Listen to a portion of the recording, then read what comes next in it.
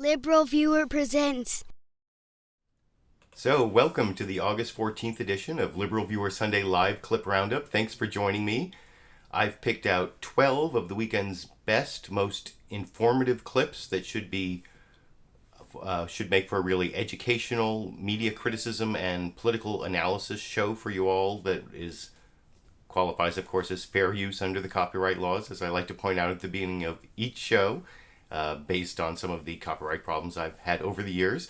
As usual, my clips come mostly from the Sunday morning news analysis shows from the big five corporate outlets of ABC, NBC, CBS, CNN, and Fox News, the so-called corporate media here in the United States, except this week, no Meet the Press. They're covering the Olympics, so no Meet the Press this week or next week, even though you'll hear Chuck Todd say at the end of every episode, if it's Sunday, it's Meet the Press. Well, it's Sunday. There was no Meet the Press, which, I don't know, it's a little bothersome that a corporate news outlet would have a slogan that is factually incorrect, but I guess in some ways it's kind of telling. You can let me know what you think down in the comment section. As usual, I read along with the live comments, but if you're watching this as a recorded show, you also have some advantages. One, I put links down in the video description to the topics I'm covering with time indexes, so you can skip to the next topic, although today the two topics are really just the 2016 presidential campaign, and like 9 of the clips are on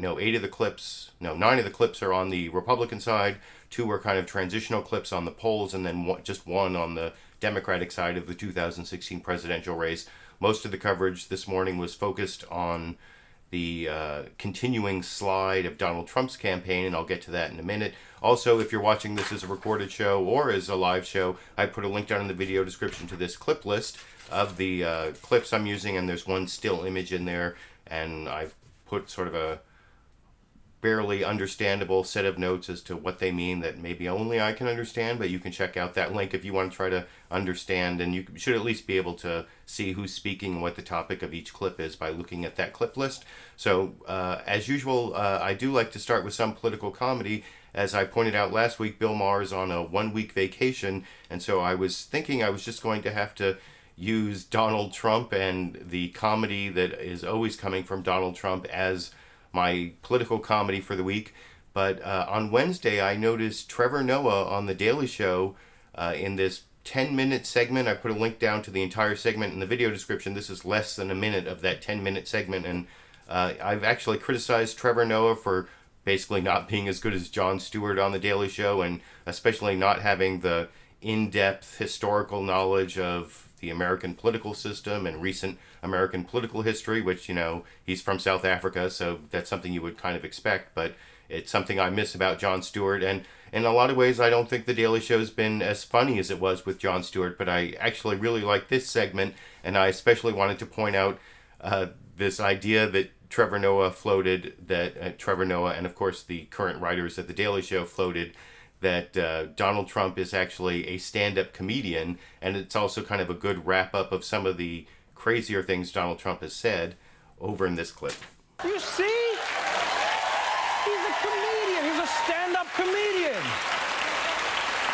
We were all spending so much time focusing on his racism and sexism and xenophobia and threats to democracy that we missed all the jokes.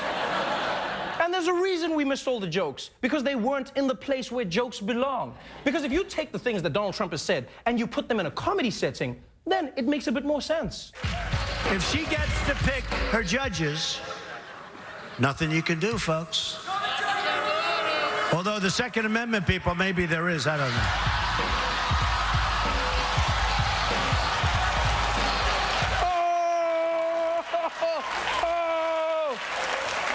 See, it works. It works. Although, let's be honest here, there would never be black people at a Trump show, but still, it works. It works.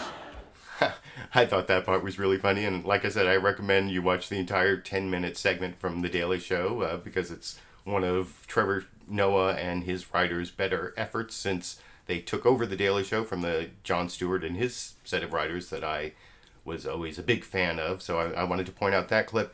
And you saw that was kind of the full clip that on Fox News they only show kind of like half of that, where you saw Donald Trump kind of threatening Hillary, they keep saying threatening Hillary Clinton or implying a threat to Hillary Clinton, that if she appoints bad judges, there's some Second Amendment remedy. That's something we've heard from Republicans before, although I've watched it several times, and by the end I was kind of thinking, maybe he's actually threatening Hillary Clinton's Supreme Court nominee, that's actually the second, that's how the Second Amendment crowd can deal with her Supreme Court nominations. They don't have to get Hillary, because that doesn't even solve the problem, right? It just makes Tim Kaine the president, and he's going to be more amenable to the Second Amendment. I don't know.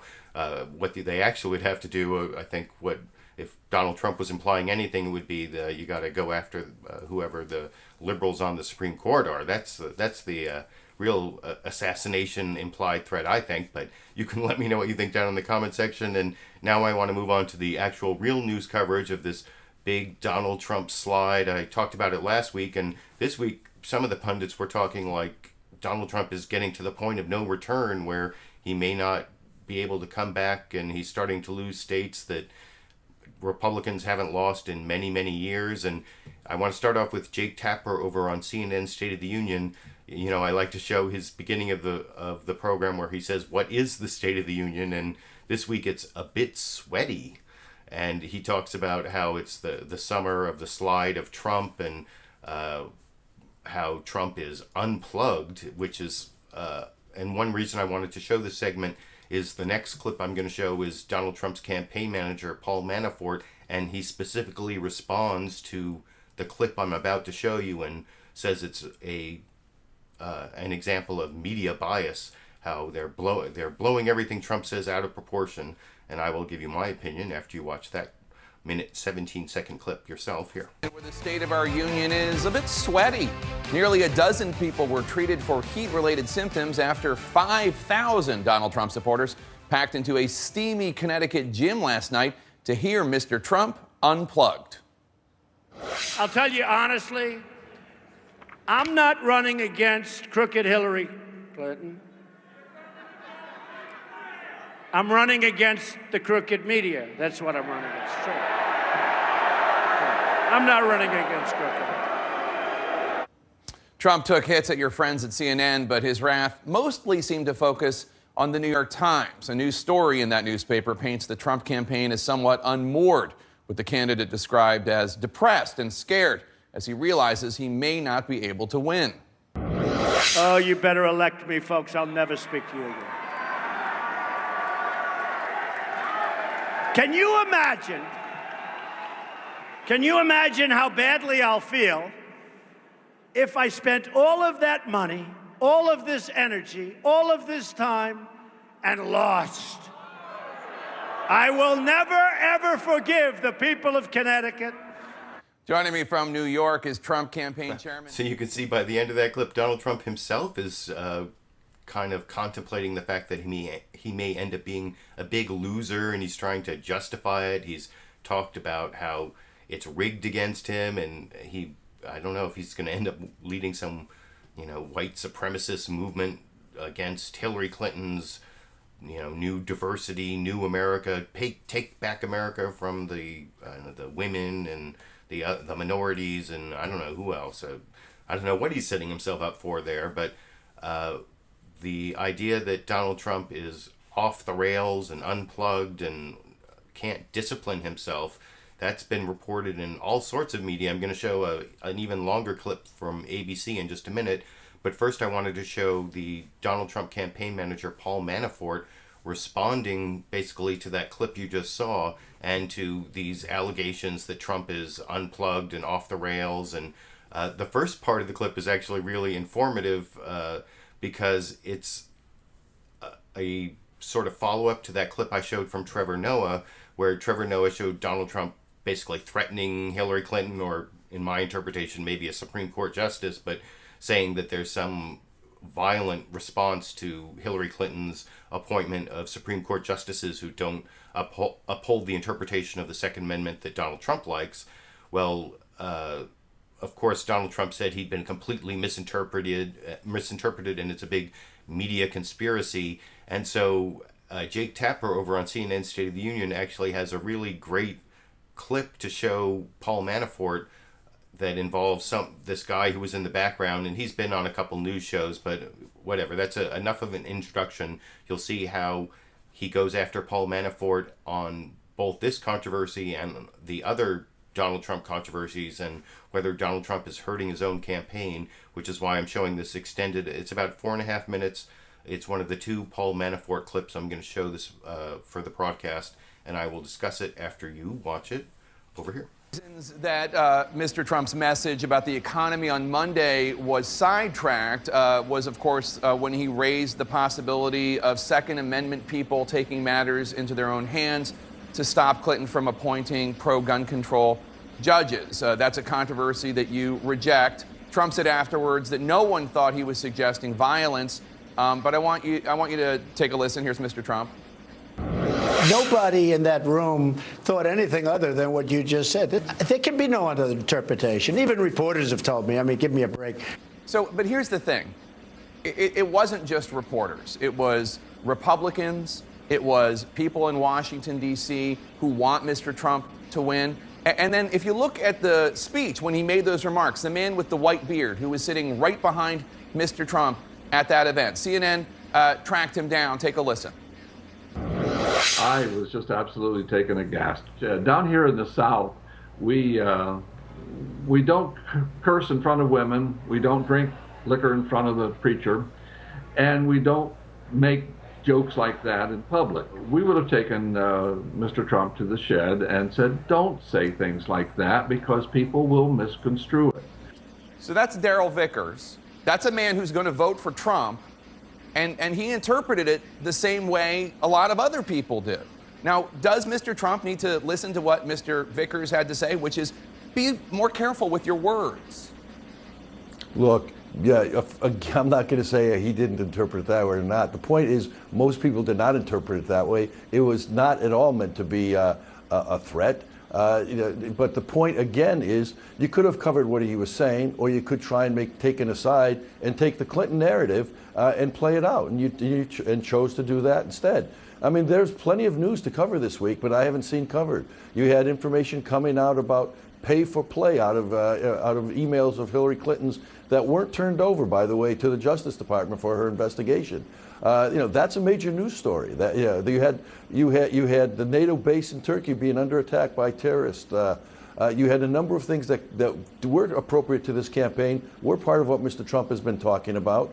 You had economic numbers coming out this week that showed that productivity is down, housing ownership is down, unemployment is at over 102 million. These are all things that could have been covered this week. Instead, you took an aside that the Clinton narrative told you was something Mr. Trump told you he didn't mean, and you played it out for 2 days. Okay, first of all, that's what we're talking about. But as a factual matter, on Monday, my show covered Mr. Trump's speech. Okay, we did. We covered Mr. Trump's speech. We covered the narrative, and we did cover those Hillary Clinton emails. So when these things, just because you say them, they're not true. I mean, we have been covering the substance. We have been covering the things that are bad to Hillary Clinton. Jake, we've been talking about these messages all week. You covered it one day, and you covered this aside about the Second Amendment for 3 days.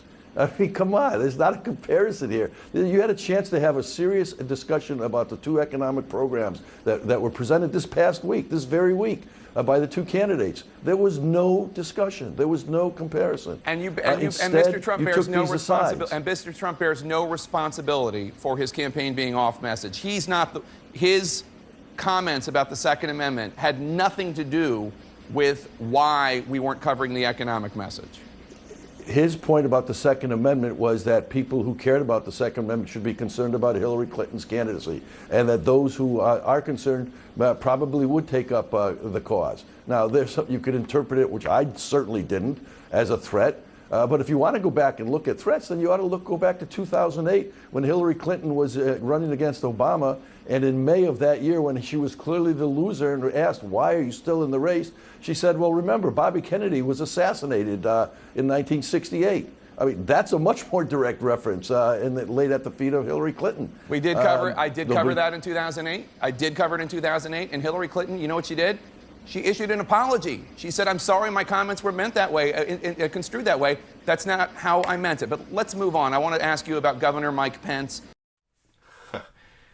So I think Jake Tapper did a pretty good job of getting Paul Manafort to manifest all the different possible ways that a politician will not answer a question there.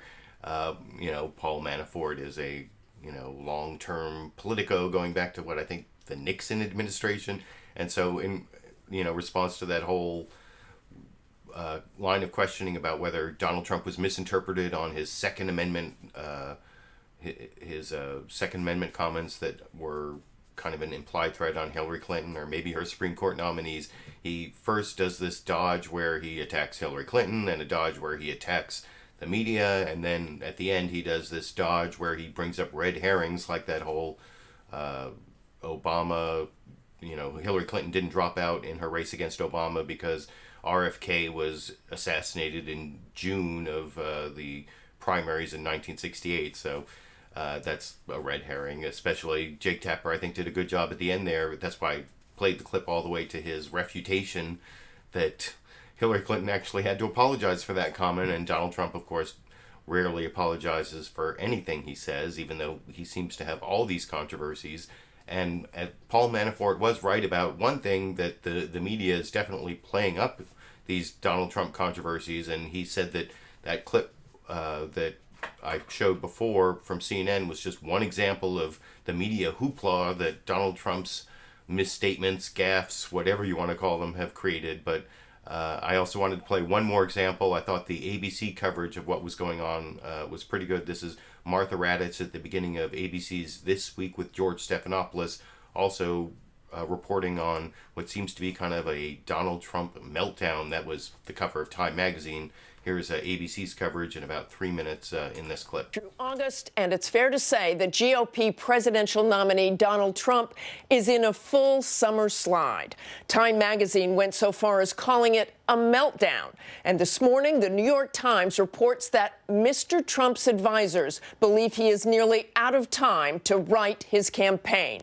And our latest ABC News presidential race ratings show a grim picture for Trump based on voting history and the latest head-to-head polling. The electoral map now strongly favors Clinton, with 22 states either solid or leaning Democratic, which would give her 275 electoral votes if the election were held today, enough to win the White House. And while ordinarily we'd say it's just August, at some point the question becomes all too real. Has Trump's campaign passed the point of no return? At the heart of Donald Trump's slide, his inability to stay on message. Trump started the week with a focus on the economy. I want to jumpstart America, and it can be done. And it won't even be that hard. But then this. If she gets to pick her judges, Nothing you can do, folks. Although the Second Amendment people, maybe there is, I don't know. And this. he is the founder of ISIS. He's the founder of ISIS, okay? He's the founder. And suddenly, Trump's week was again overshadowed by his shoot-from-the-lip style. Trump blamed the media, saying his ISIS comments were merely sarcastic, but then once again went off message. Obviously, I'm being sarcastic. Then, but not that sarcastic, to be honest with you. Whether you call them gaffes or jokes, the cumulative effect is now causing panic both inside and outside his campaign. Maine's Susan Collins becoming the latest senator to say she can't vote for Trump, and Majority Leader Mitch McConnell warning that Republican chances of keeping the Senate are very dicey. Even Trump admits he's struggling.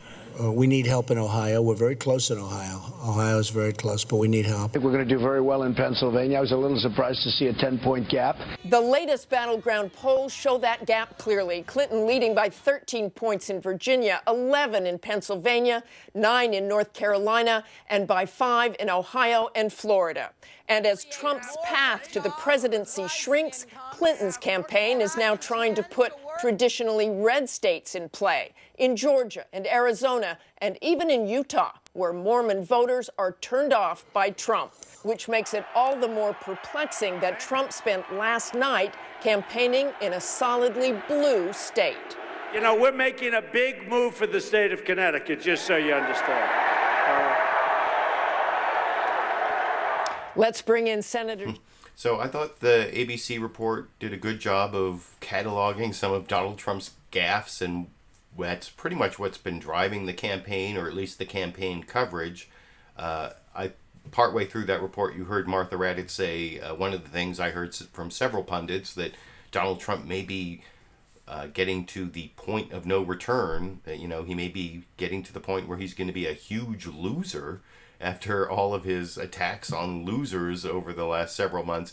That would be the greatest of ironies, and I think I would definitely experience some schadenfreude if Donald Trump ended up being like one of the biggest losers in American electoral history, and I'll talk about that a little more and the polls a little more later in the show. While I was watching that clip, I noticed that one of the live viewers posted a comment. Here you go. This is Phil.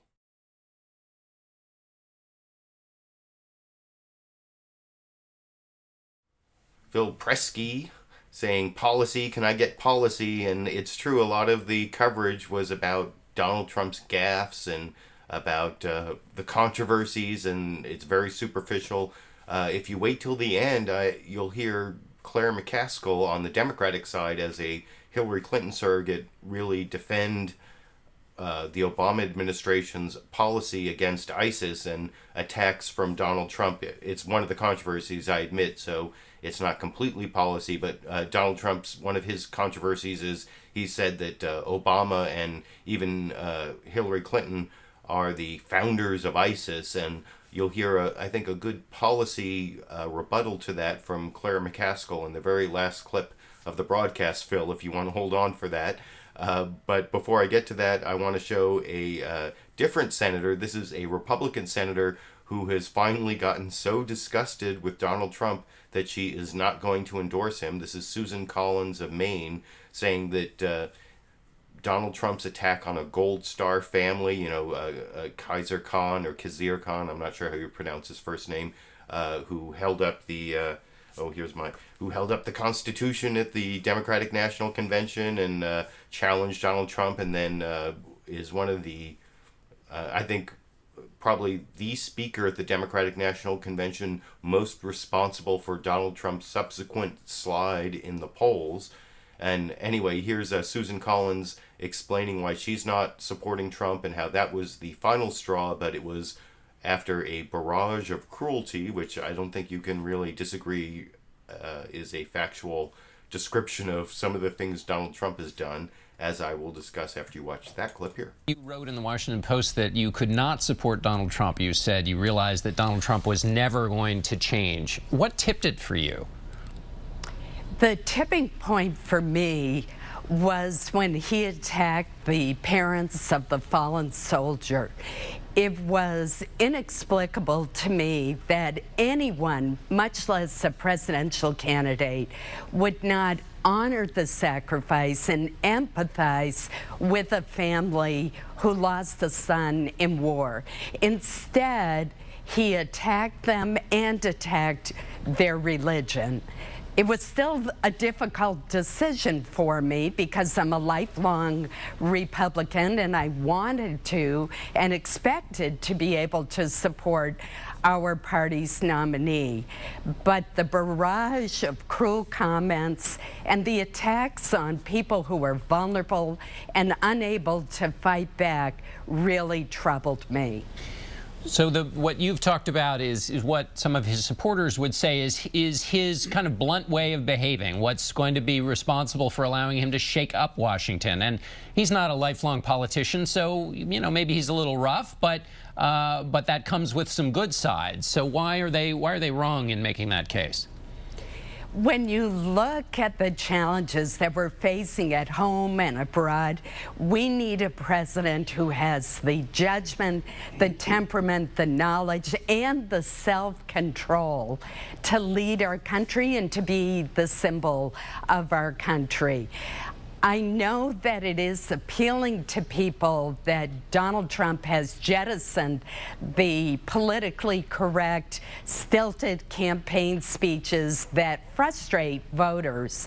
But the problem is that there's a big difference between that and treating people with respect and common decency. And there's where, in my judgment, Donald Trump has failed. So when you... So Donald Trump has gone so far that in his outrageous statements that he's not only losing Democrats and independents, but even moderate Republicans, you know, to the few that still exist, like Susan Collins from Maine. And it's hard to disagree with her assessment of the outrageousness of Donald Trump's statements over the past several months, if you've been watching the clips. You know, I realize I think I switched my Paul Manafort clips.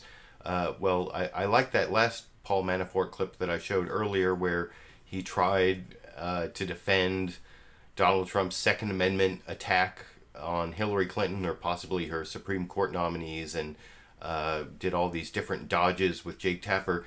This next clip, though, is actually his response to the Jake Tapper report on Donald Trump's summer slide and being unplugged, and various media outlets saying that Donald Trump's campaign is unraveling, and that there's this New York Times report saying that Donald Trump's campaign is, that insiders in the campaign are desperately trying to get Donald Trump under control. And you can see Paul Manafort, the campaign manager of Donald Trump's campaign, respond to that over in this clip. Republicans in Washington and throughout the country, as I don't need to tell you, are starting to get very worried that Mr. Trump doesn't have the discipline to stay on message and win the election. You see the polling showing him behind in battleground states. I know he did an economic speech Monday, and he's going to do a speech on terrorism tomorrow. But in between, of course, he does seem to go off message. Last night he was talking about Monica Lewinsky's blue dress. What do you say to Republicans when they call you up and say, please get Mr. Trump to focus? Well, first of all, the piece you just did is an example of why he said last night that besides running against Hillary Clinton, he's running against the media. The point he was making is this week was a substantive week. He talked about an economic plan, and Hillary Clinton presented her economic plan. They were two different plans. Our plan very clearly laid out how he was going to cut taxes, lower the tax rates for small businesses, how that would create more jobs. He talked about his trade policy. He talked about his energy policy and making America energy independent. And she laid out a program which, frankly, is exactly what this administration is doing: raising taxes, raising spending, increasing the national debt. And there was a debate that could have been had there. Instead, the media chose to take the Clinton campaign narrative and go on attack on Donald Trump. Donald Trump, in the course of this week, was very substantive. When he visited a number of battleground states, you didn't cover it. But frankly, the local media is covering it. And so from our standpoint, we're pleased that we're getting the coverage that we need in the battleground states where this campaign is going to be fought. Additionally, we think that, contrary to your report and contrary to the New York Times nameless sources story, the campaign is moving to get forward and is very strong. We've raised over $132 million in the last 2 months. We are organized in all 50 states. In all 50 states, we've been in the battleground states every day this month, including Pennsylvania, Ohio, and Florida multiple times this month. And we're starting to get traction in those states. So we are concerned. We are convinced that, contrary to the stories of the New York Times, which are not correct, and contrary to the lead-in to this interview of Trump Unplugged, that Trump is very plugged in. He's very connected, and you're seeing crowds attending these appearances that are end of October numbers, not August numbers. In August, look at the crowds Hillary Clinton is getting. She's appearing before 30, 40, 100 people. He's appearing before 10, 15, 20,000 people.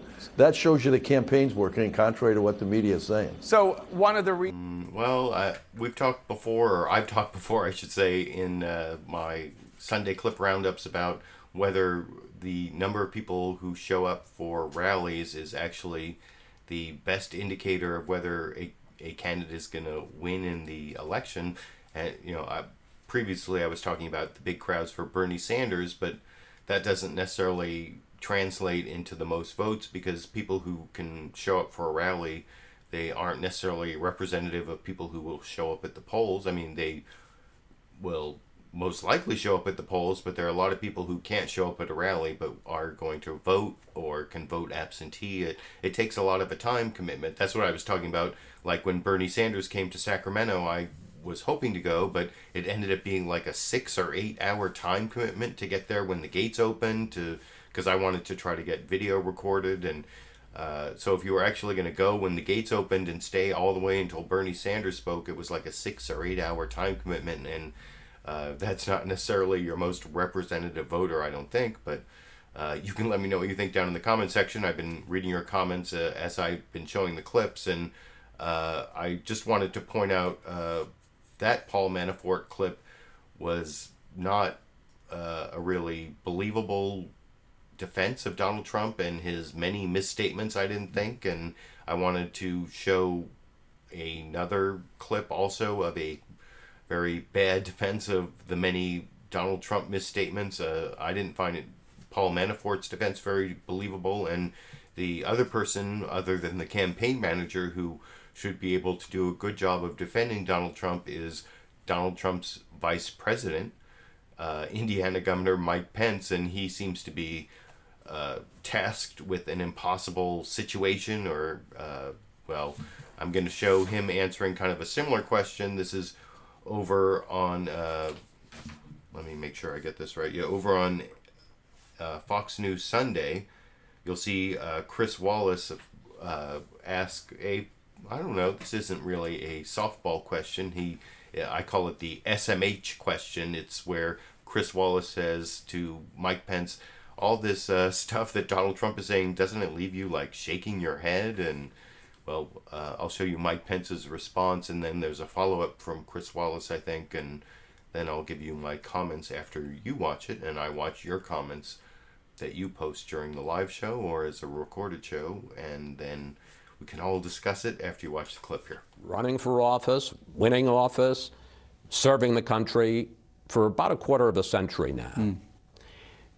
When you hear Donald Trump go after a Gold Star family, when you hear him refusing to endorse someone like Paul Ryan, when you hear him suggest that he might not defend our NATO allies, as a serious man, do you ever shake your head?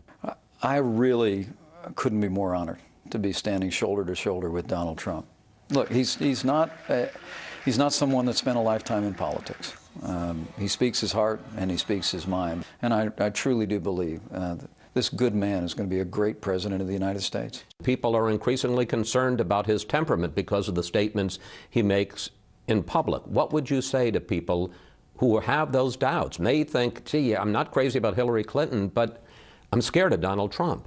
I would say stay tuned. It's very early in this campaign. This coming Monday, you're going to see a vision for confronting radical Islamic terrorism. Last week, you heard a bristling approach to having a growing economy. So you're saying don't give up on him?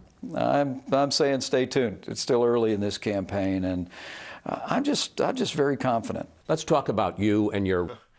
Well, he may be very confident and think that it's early in the campaign, but I have to say that Donald Trump seems to be kind of settling into a persona that is not going to get him elected, that is this huge summer slide that shows no sign of ending, that at least if everything remains the same, makes it look like Donald Trump is going to be one of the biggest losers in U.S. electoral history. But, of course, all things aren't necessarily going to remain the same. But before I leave the clips of Mike Pence, I wanted to point out that Mike Pence himself is not really a profile in courage, and that he also has his own problems. And the reason that I even know about the governorship of Mike Pence in Indiana is the way he did a really bad job in terms of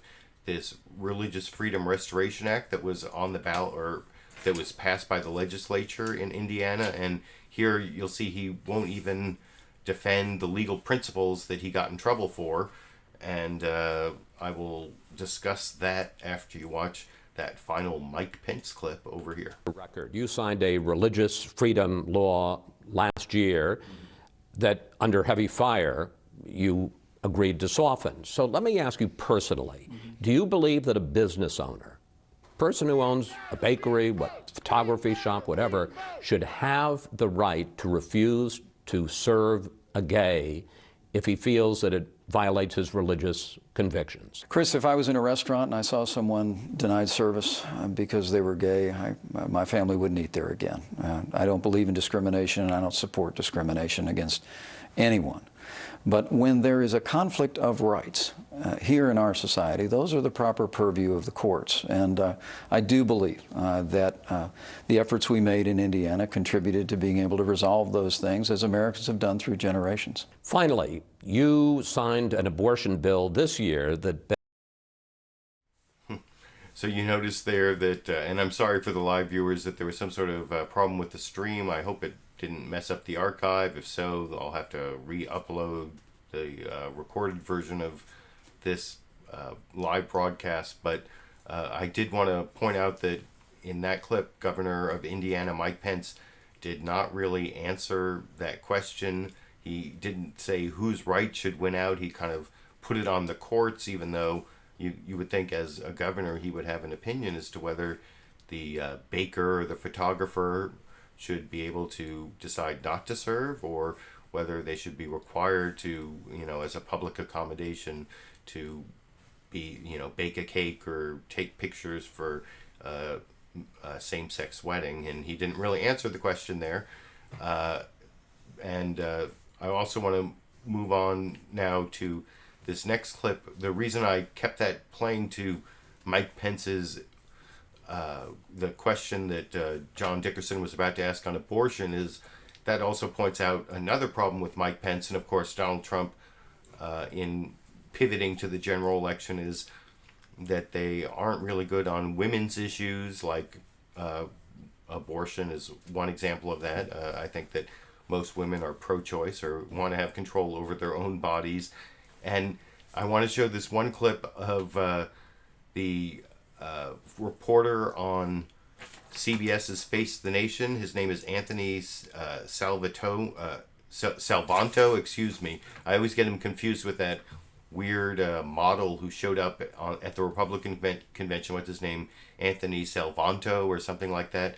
This is Anthony Salvato, who is a pollster for CBS, and he gives this interesting figure from New Hampshire about women who are not for Trump. What is the possibility, what percentage of those women would even consider voting for Trump? And I will discuss that after you watch that clip over here. Out of New Hampshire, of just how tough this looks from here, okay? So we asked people who aren't voting for Donald Trump, would you consider voting for him? And among women, with whom he's down almost 20 points anyway, women who are not voting for him, the number who say yes, they would consider it is 0.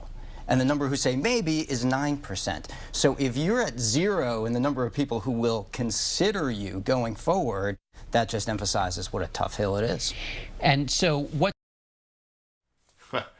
0% of women who aren't for Donald Trump in New Hampshire would consider voting for him, and 9% maybe. That just shows you how Donald Trump is really deep in the hole when it comes to the gender gap.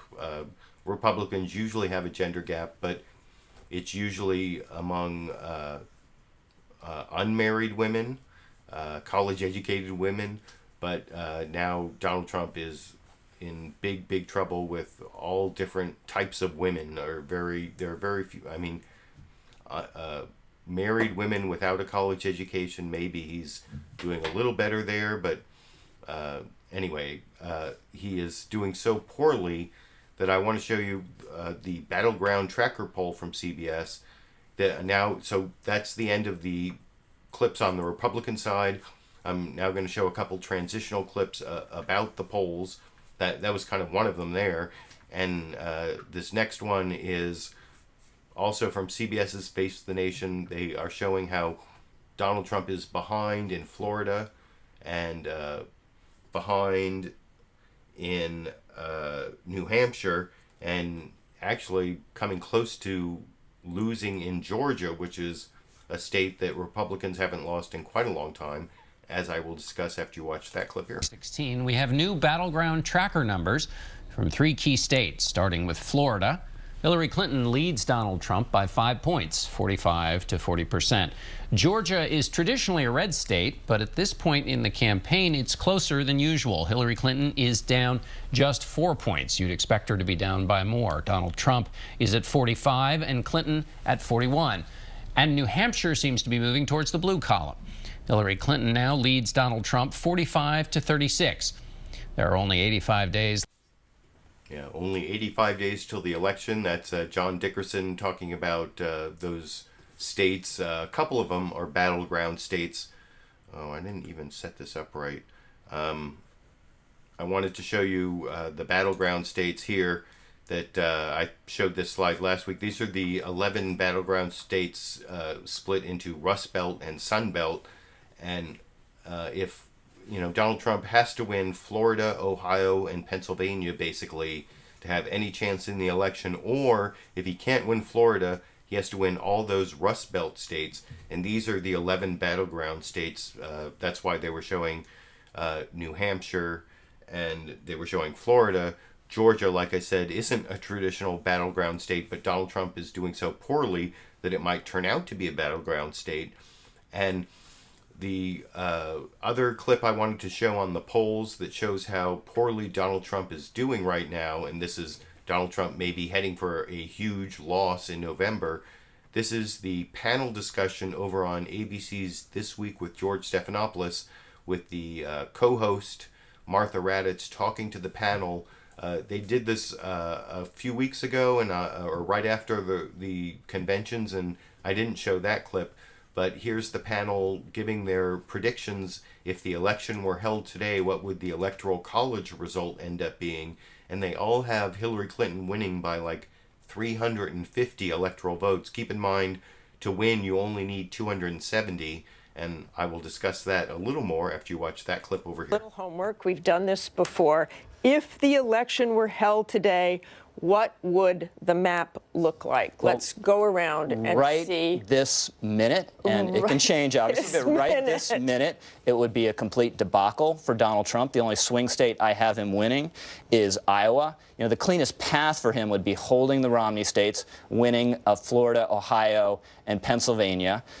He would lose all of those and bleed some red states, because if Hillary is winning by 8-9 points nationally, states like Georgia and North Carolina come into play. So it would be a terrible map for him now. Okay, Heidi, how about your homework? So again, operative word is today. I think these poll numbers will tighten. Yes. Okay, today, looking at my map, I'm going to take the Obama 2012 map and then add in North Carolina, which he took in 2009, as well as Indiana, where I think Hillary Clinton could be helped by a popular former governor, Evan Bayh, running.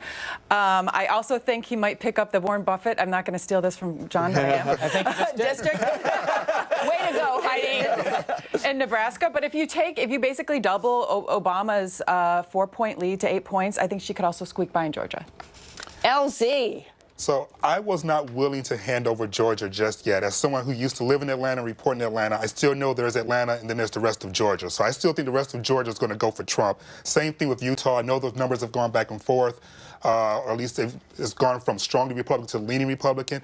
I lived in Provo for a little bit. I can tell you they're Provo, Utah? Yes. So I'm telling you, they're not going to go blue as of yet. But everything else to me is again what I said earlier. I look for the trail of the white male voters, and that's where the map I surrender to Trump at. And the Utah firewall holds. Now, okay. Let's remember what you did last time. Yes. You had him in the Sunday right after the conventions. Evenly. Yeah. I had it coming to 269. I'm not giving you 269, tied for both. Remember, this is election.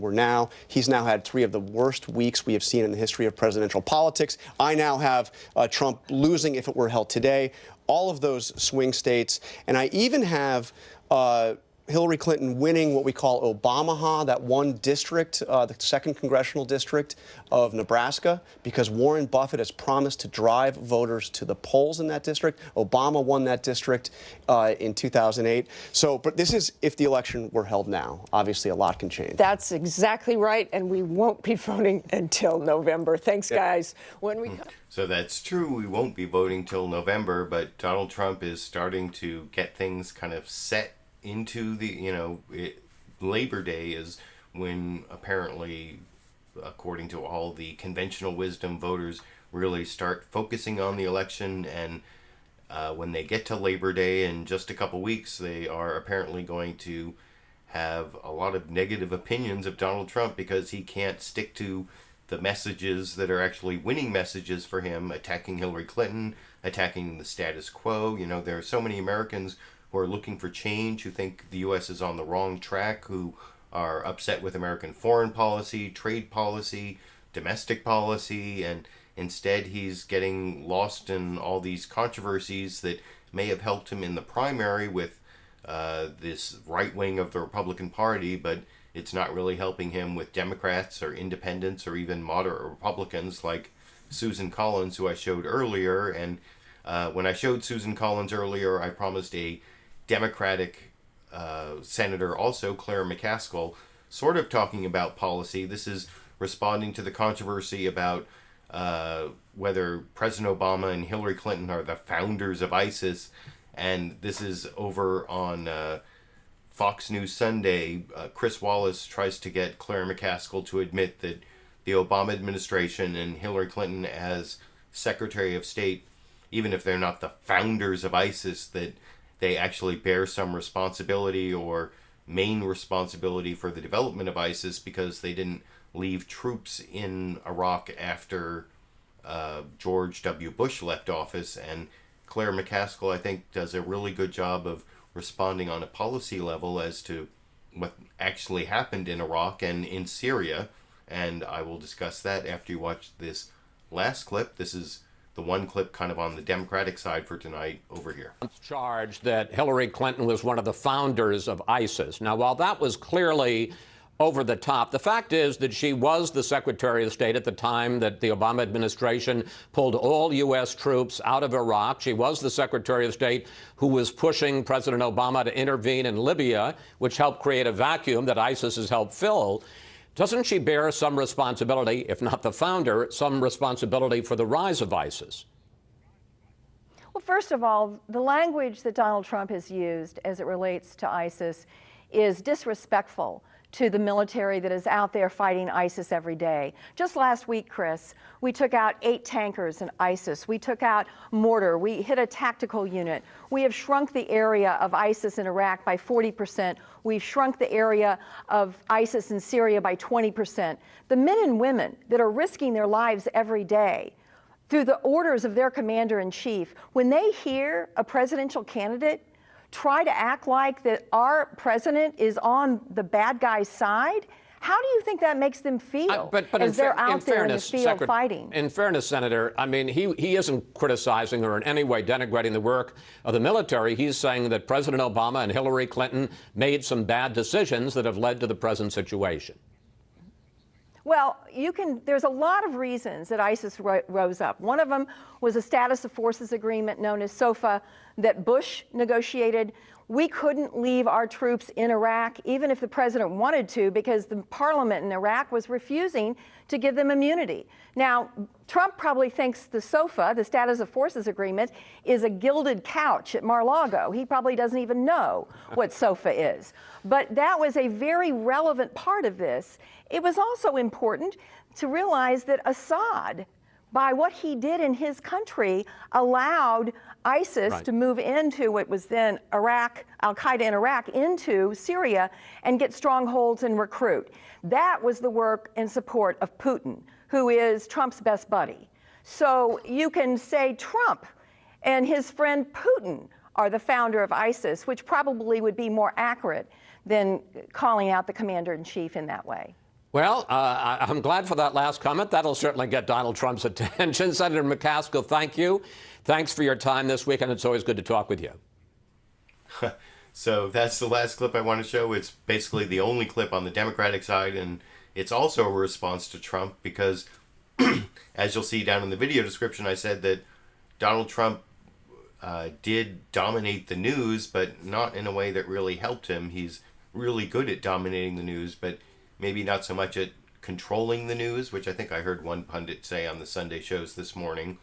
And so Hillary Clinton is kind of staying out of the news and in that way being dominant in the polls and letting Donald Trump basically sink himself. And I like that answer from Claire McCaskill because it was a good factual rebuttal of the kind of ridiculous argument that President Obama and Hillary Clinton are responsible for the development of ISIS.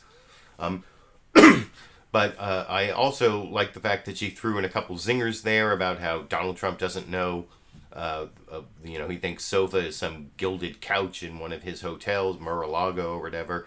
And then also the dig about how Donald Trump is more responsible than Hillary Clinton because it's really the fault of his buddy Putin and his policy in Syria. So I wanted to show that clip to finish up the show, and I apologize to the live viewers. I'll have to see how the archive works out as to whether the web address where this video is now is going to be the final resting place for my Sunday show, or whether I'll have to upload the recorded archive that doesn't have all these stream errors that apparently have been happening during the live show. But I would still appreciate it if you would give me a thumbs up down there and post your comments, both for the live viewers who stuck with the poor buffering and all the problems, or for those who are watching the recorded show.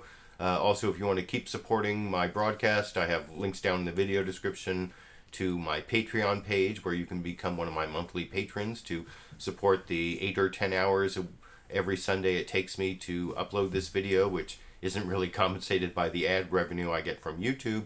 Or if you click on this little eye over in the corner here and you live in one of the 6 or 7 countries where YouTube allows fan funding, you can give me a direct donation through fan funding, and that's kind of more anonymous than the monthly patron donation. I only get to see your zip code, but I don't really know who you are. So I appreciate all those people who support me financially through Patreon and through YouTube fan funding, or the people who just show up and post comments and keep me company while I'm showing you all the clips I picked out from the Sunday morning news analysis shows.